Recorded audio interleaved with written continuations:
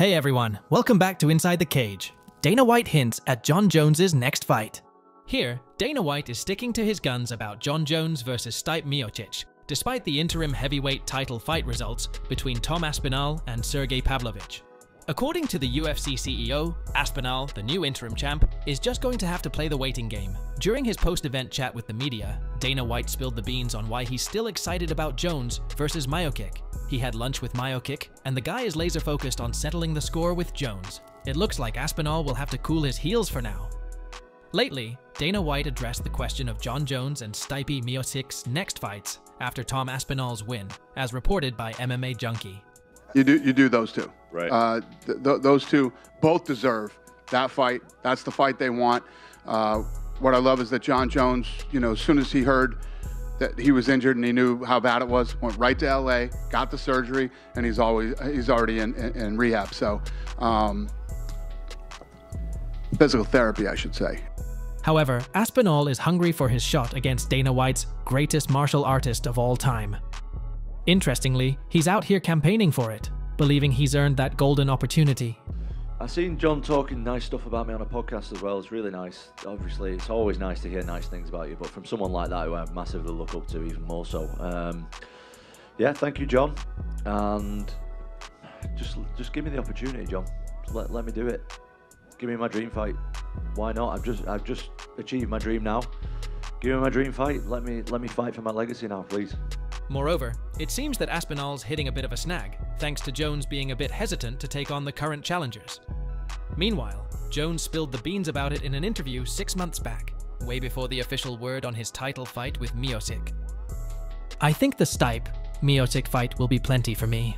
I feel like I don't have much to prove after beating Stipe Miocic, he said. I've been in the game for a long time. In my fighter years, I'm an old guy. I've been training for a long time. Surely, Dana White's master plan seems to be making Aspinall play the waiting game for a bit. But according to the boss, no worries for the 30-year-old fighter. He'll be just fine. Now, what do you think Aspinall should do while he's on standby? Oliveira versus Makhachev clash? Dustin Poirier is expressing his opinion about a potential rematch between Charles Oliveira and Islam Makhachev. However, Poirier is not ruling out the possibility of Oliveira winning the fight, but he emphasizes that it depends on Oliveira's mindset. Essentially, he suggests that if Oliveira approaches the fight with the same mentality he had when facing Poirier and Michael Chandler, then he stands a good chance of winning, even though he criticizes Oliveira's performance in a previous title fight, suggesting that Oliveira appeared to lack the desire to be there and might have quit on himself during that bout. In a recent interview, he stated, "That's what my opinion, but I know personally he has the skills to beat the best guys in the world, and he has done that time and time again. It's just, if he goes in there with his mindset locked in, ready to go, I think he can beat him." And get this, Poirier got the call to jump in against Makhachev at UFC 294 when Oliveira had to bow out because of a cut. But guess what? The promotion went with Volkanovski instead. Now, Poirier thinks Makhachev's only going to get better after taking down Volkanovski. I mean, he's been competing for a long time. He's the champ. He's defending his belt. He's only going to continue to get better. He's surrounded by great guys, a great camp, great team. And yeah, he's going to continue to get better. Everybody's getting so good at everything. Looking at somebody as a one-dimensional fighter, those days are kind of, gone. As we navigate through the twists and turns of the fight world, Poirier's insights on both Oliveira and Makhachev provide a fascinating glimpse of the sport. UFC fighters' major announcement. Logan Paul's calling it quits on boxing, and you won't believe why. He says there's no more money in the sport. After making a splash with 4 fights, the former YouTuber is hanging up his gloves. But guess what? He's eyeing a new fighting ring. In a recent chat with Fox Business, Paul said, "Yeah, I think I've retired from boxing." Additionally, he joked about his record, claiming to be 25-0. That's pure entertainment, but it just goes to show that even if his boxing skills don't always match the hype, the guy sure knows how to keep us entertained. There's no more money in this, is there? Yeah, no more money in boxing. Every company's going broke, so full-time wrestler. Furthermore, Logan Paul might be waving goodbye to boxing, but hold up, take it with a grain of salt. The whole vibe of his interview was super tongue-in-cheek, with him claiming he beat Rey Mysterio fair and square for the US title at the Crown Jewel event. While he used brass knuckles to score that win, breaking a few WWE rules in the process. Now, knowing Paul's style of not taking things too seriously, who knows if this is the real deal or just another one of his bits? Wrestling fans might want to keep an eye out though. Because with Paul holding a WWE Championship now, he can't just vanish from the scene. Survivor Series. War Games is on the horizon, airing on November 25th, and there's some speculation about a rematch with Mysterio. Whether he's back in the boxing ring or grappling it out in the WWE, one thing's for sure. Paul's found his way in the sports entertainment world. We might see him pop up on weekly shows soon, especially with the WWE gearing up for WrestleMania. UFC fans left speechless with comeback revelation. Have you heard the latest about Conor McGregor? The guy's been grinding in the gym, gearing up for his big comeback. SBG Ireland head coach John Kavanagh spilled some facts on when we might finally see McGregor step back into the UFC octagon. So, there was this plan for McGregor to make a splash on season 31 of The Ultimate Fighter, squaring off against Michael Chandler and setting the stage for his first fight in over 2 years. But, plot twist, that return got pushed to 2024. Kavanagh, during a chat on the MMA Hour, gave details on McGregor's upcoming comeback. We were hoping for April. That was the hope, that was what we were told, and then now it seems to be the summertime. Meaning this coming April, not this past April. Yeah, sorry.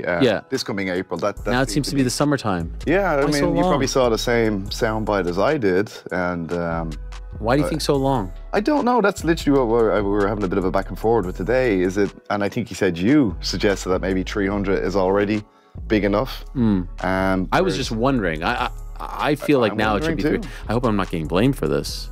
No, not said in that way. They're not listening to me. At least your reasoning had some logic to it. Okay, well, do we really need him for UFC 300? That's going to be such a massive event. So, are they holding back for Fight Week, International Fight Week? I don't really know. While the talk of Conor McGregor's return, especially with UFC 300 on the horizon, has been turning heads, McGregor's been missing from the octagon for a while, sparking debates about whether the guy still has the fire to compete. But now, Kavanagh wants everyone to know that McGregor's not just chilling. Surprisingly, he is putting in the work for his epic return to the octagon. At least he's getting training in, and that's so important. We heard Volk talk about that, you know, keep me busy, I don't like it. So I love to hear that he's training hard with these guys. But yeah, look, and this is what I was saying to him as well. Yeah, okay, it's a knockback if we're hearing it was April, but now it's July, but it's not the end of the world. You know, it is an extra couple of months. It's not great, but hey, you're enjoying your training at the moment. Let's just keep that going. Certainly, McGregor's earned a bit of side-eye from fellow fighters and fans alike. See, the whole habit of calling people out without a fight booked? But let's face it, whenever he decides to make his grand return, it will be a big combat sports spectacle. An unexpected twist in UFC betting odds, so check this out. After Alex Pereira collected the light heavyweight championship in the main event at UFC 295 with a killer second-round knockout over Jiri Prochazka, he's got some big plans. In just his 7th UFC bout, Pereira's already a 2-weight class champ, and guess what? He's eyeing a trilogy with Israel Adesanya.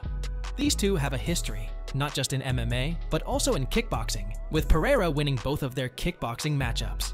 And of course, the betting world is buzzing with excitement. BetOnline has dropped the opening odds for both potential matchups. For the Pereira versus Adesanya trilogy, Pereira starts at plus 155, meaning a $100 bet could pocket you $155, while Adesanya opens at minus 185, so you'd need to bet $185 to win $100.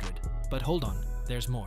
Pereira's at minus 170, so a $170 bet could get you $100 if he wins, while Hill starts at plus 140, meaning a $100 bet could bring in $140 if he reclaims the belt.